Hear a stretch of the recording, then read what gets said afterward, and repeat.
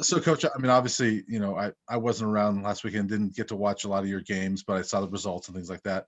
Yep. How's your team feeling coming off of that weekend? And I know Washington State's much improved, but Yeah. how do you guys feel coming off of that weekend? Well, it was kind of a weekend of a good high and then a pretty good low, as well. So I think we were really, really pleased with the Washington win. Not because we don't think that we can or should beat Washington, but Washington has been a tough matchup for us, the last year or so, mostly because we've had a really young backcourt.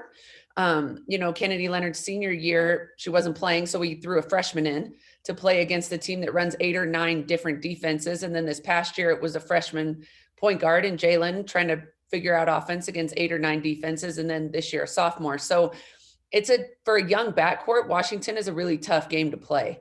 Because they run so many different defensive things and it's hard to read and figure out. And so anyways, because of that, we were really, really pleased with the way we won, especially to win with Frida, not shooting the ball as well as she normally does. And so we were very happy with that. Good balanced scoring, good rebounding, bad turnovers in the first half, really pretty good in the second half. I think we had 5 in the second half, so there were a lot of things we were very pleased with. And then going in the Washington State game, totally different team. So that weekend of preparation is tough because all week long you're preparing for all these weird defenses from Washington, and then you have to have a quick turnaround. So, Washington State, we all know, is a much better team than people thought they would be. They have one of the premier scorers in the country, I guess you could say, in Ledger Walker, and then a fifth year. So anyways, we were really disappointed. I didn't think we played very well, although Washington State beat us. I don't, they were better than us. And, so they won that game, but I also didn't think we played very well, and we were still sort of right there for most of the night. Tough to, we ended up with 3 players in double figures and, pretty decent on the glass, but we just couldn't defend. I mean, I think they shot 54% from the field, and that was tough.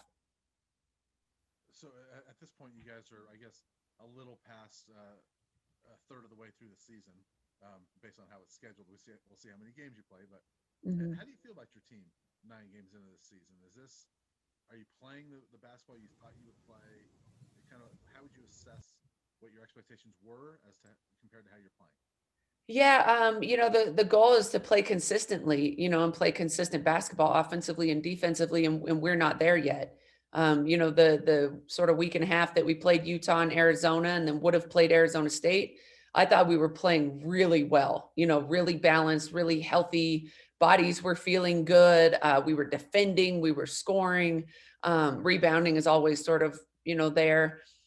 So I thought we were playing really good at that point. And then, had a disappointing postponement for the Arizona State game, and then, and then the break, and then came back. And so I think we're still striving for consistency, and it's been very tough to find depth in our roster, mostly because we have a lot of new players and we had no preseason. And so we didn't have those games to figure out, okay, where does this kid fit? What can we expect from this player, in a live setting, or that player in a live setting? When the game is on the line, which all of these Pac-12 games are, that at every possession could be make or break, one way or the other. It's tough with a lot of new players and not having the preseason or the experience to figure that piece out. So we're still trying to, figure that piece out. How can we plug in, Tay just became eligible. I think she's going to be a great player for us, but she has no experience. I mean, she hasn't played in a long time. And so we're trying to sort of plug her in and figure out how that works and things like that. But, I'm really pleased with our team, who we are, the pieces that we have, but we have to be more consistent in order to achieve consistently. So as you look forward to this weekend, you're going to the LA schools. Um, what are you hoping to see out of this weekend? Obviously, 2 wins, but Yeah. what do you want to see out of your team this weekend?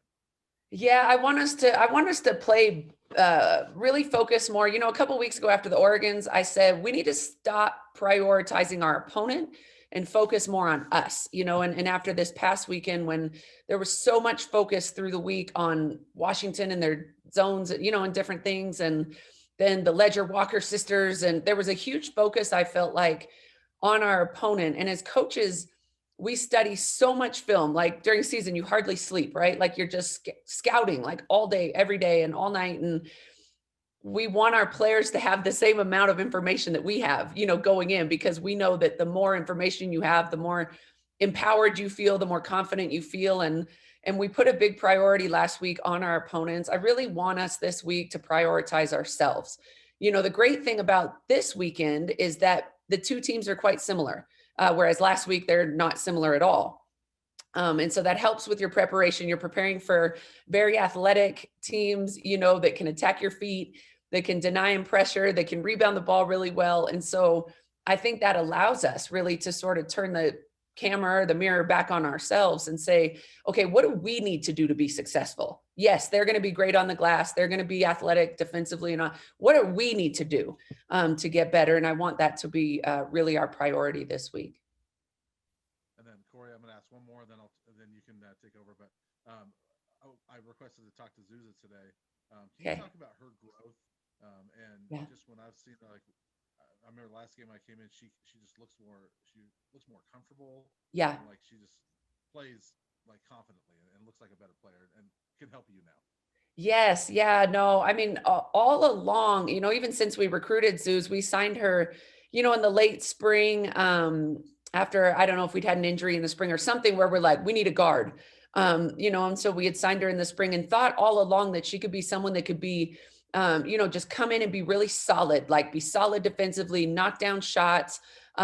She's pretty crafty. Like when we play 3-on-3 or, like a real loosely framed game, she's really good. Like she's one of our best scorers, when we're just kind of roll the balls out and play. And so I know Zoo spent a lot of time, all last year, definitely, but also this spring, summer, and fall, really working on getting a ton of shots up. We've asked her all along, you've got to be able to knock down a shot. You got to be able to be able to stretch the defense, or if Jalen or, Sela can create and collapse the defense, you've got to be able to knock down that shot when we kick it to you. And things like that. And so I really think she's developed into that player. And it's not just the last weekend. She's been that player throughout practice. She's someone that I rely on to be solid. And, don't try to be Jalen, don't try to be Maya, don't try to be somebody else, just be solid, be somebody that we can put out there and, can play multiple positions. I ran Zuzia at the point guard against Air Force late in the game. And she was like, oh, it's okay. I got it. No big deal. And so she doesn't fluster very easily. And, so even this weekend, going into a really athletic weekend, someone that I think can be calm and poised. And I love how she's developing. She came into the office a few weeks ago and said, what can I do more? What can I do better? What can I improve?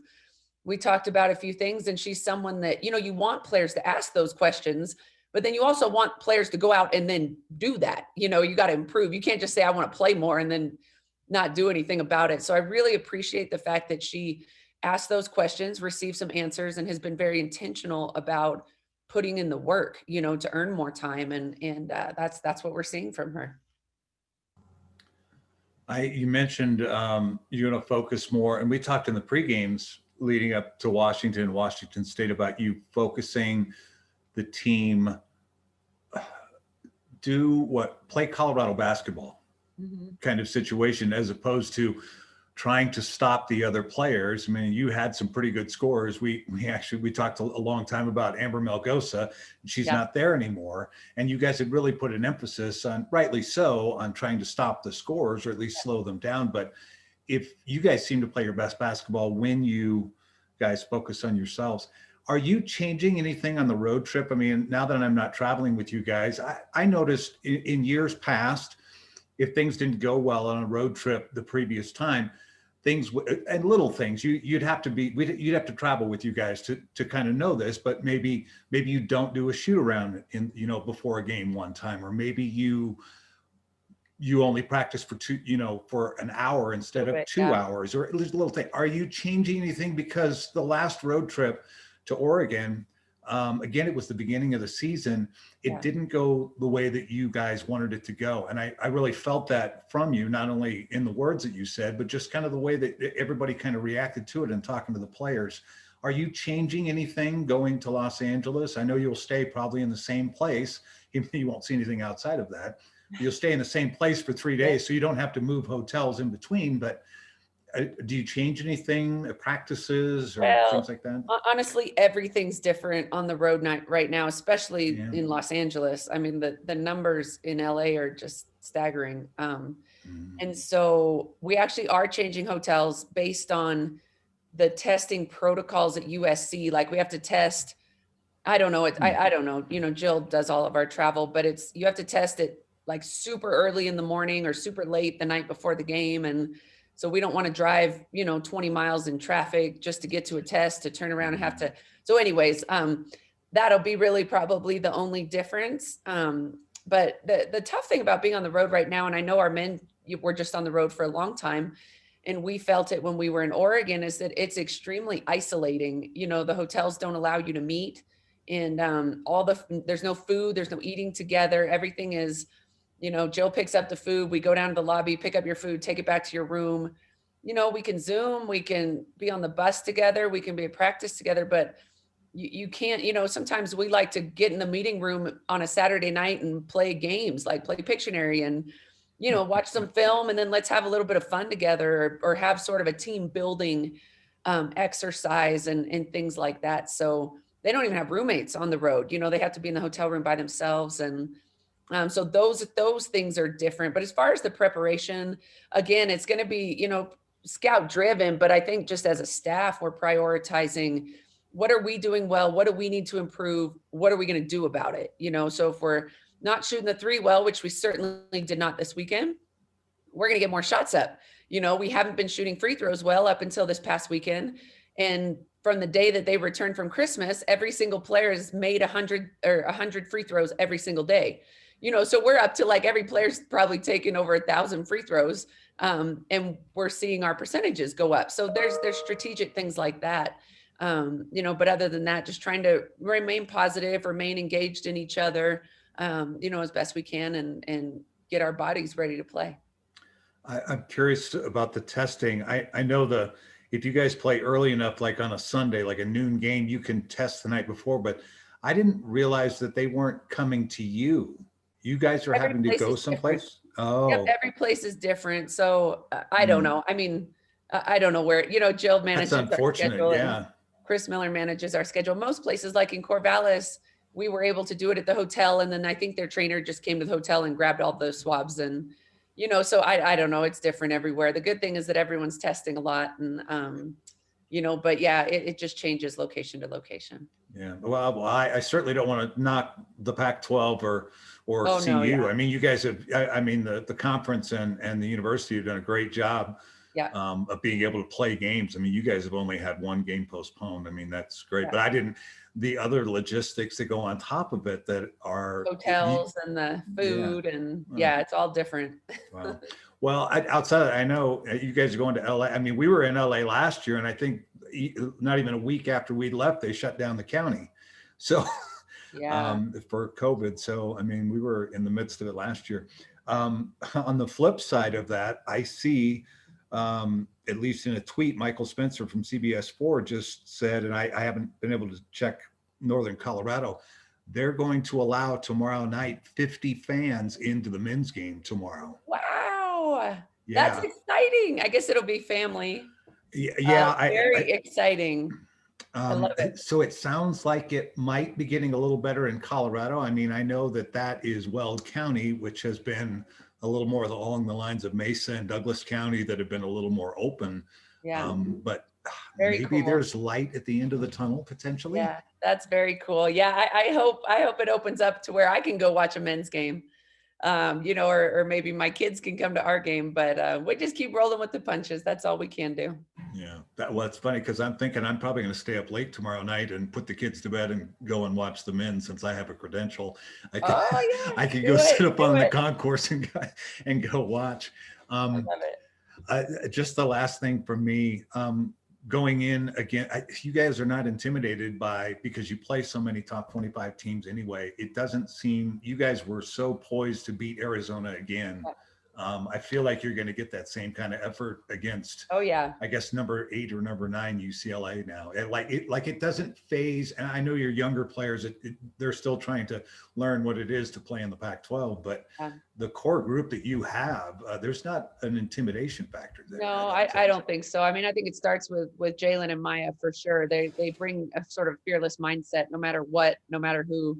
So no, I mean, we're used to it, and we're excited for the opportunity to play, and 2 great teams, and yeah, we're just gonna go get them. All right. Well, that's all I have. I'll bug you on Friday at some point, and we'll do our thing, and I'll see you guys on TV. All right. Thanks, you guys. Everybody stay well and get back to the other news that's going on.